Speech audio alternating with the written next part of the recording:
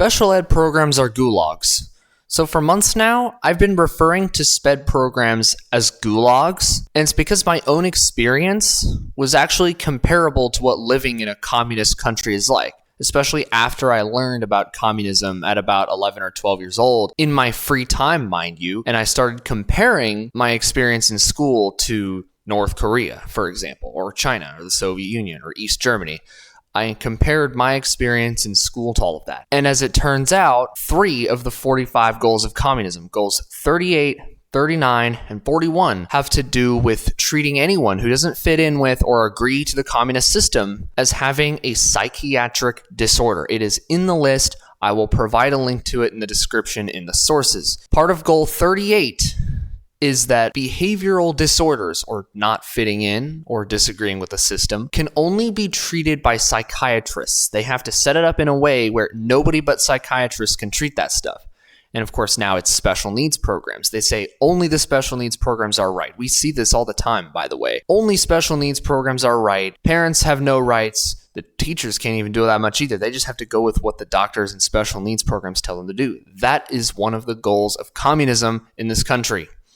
And goal number 39 is to have the government take over the psychiatry industry and therefore special needs and use it to control their political opponents, usually families. Families are the first people they usually go after. They went after my family. They lied to my family and forced them to agree to put me on stuff that I didn't need. And finally, goal number 41 is to raise children away from their parents. And we see this in psych institutions, special needs programs, therapies, schools, hospitals, all of that. All of that involves essentially being raised by the state with very limited to no parental oversight.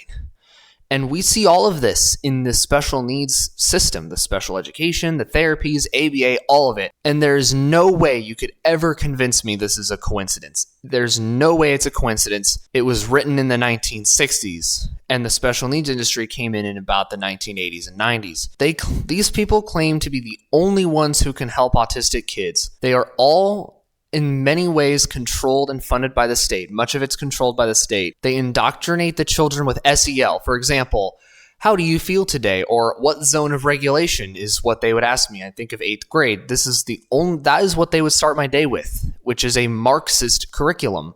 And it's very comparable to the Gulag system. And you have extreme abuse for people who don't comply. You have the censor rooms, you have the physical abuse, you have the yelling, you have all of these intimidation and bullying tactics to get people to comply, which is, of course, what we also saw in the Gulag system in the Soviet Union. And all of it is outside the view of parents. Parents have no idea any of this is happening. The schools will tell the kids that their parents know. They don't know nothing. Parents know nothing about what goes on with their autistic kids in schools. They never will. The only reason my parents knew is because I told them.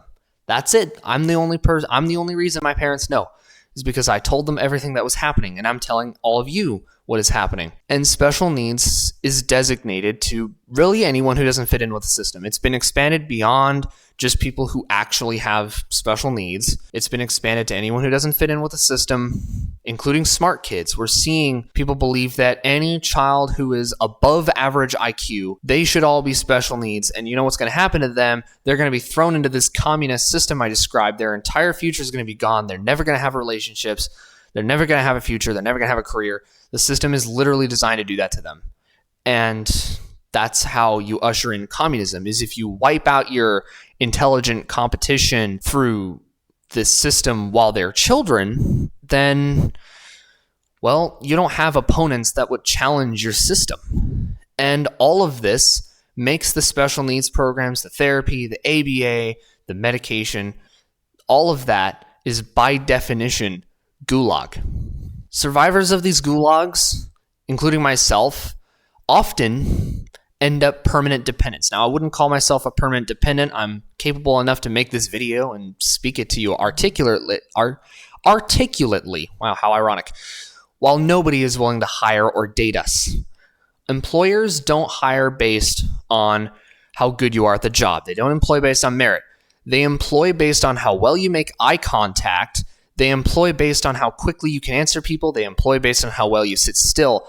They employ essentially based on how well you comply with the school system, because it's set up a lot like a classroom it almost seems like it's literally designed on purpose to filter people like us out. And so it's no wonder people on the autism spectrum, or just anyone who's been through these programs, will struggle with something like employment or marriage. It's because we are taught to be dependents under a socialist system being raised by the state, whilst never being taught things that actually matter, like communication, socialization, skill building, entrepreneurship, social skill building, dating, and many more things. And they certainly don't teach Christianity. So if you're a parent with an autistic kid, be vigilant and don't ever send your kid to a public school, period. It will only hurt them. Don't even send them to the doctors, because the doctors are going to be told to lie to you. They're in a system. I'm not saying there aren't good doctors. Find someone that's good if your child really needs something. But don't send them to public school or therapy, because they're going to be abused. They're going to be neglected. They're going to be taught to hate God. They're going to be taught to hate you and reject everything you live and stand and fight for. They're going to be taught to hate our country, and their God-given potential will never be realized, and that is all designed on purpose. Until autistic kids and their families have a united, well-funded community and a village and a will to fight back, this is only going to get worse.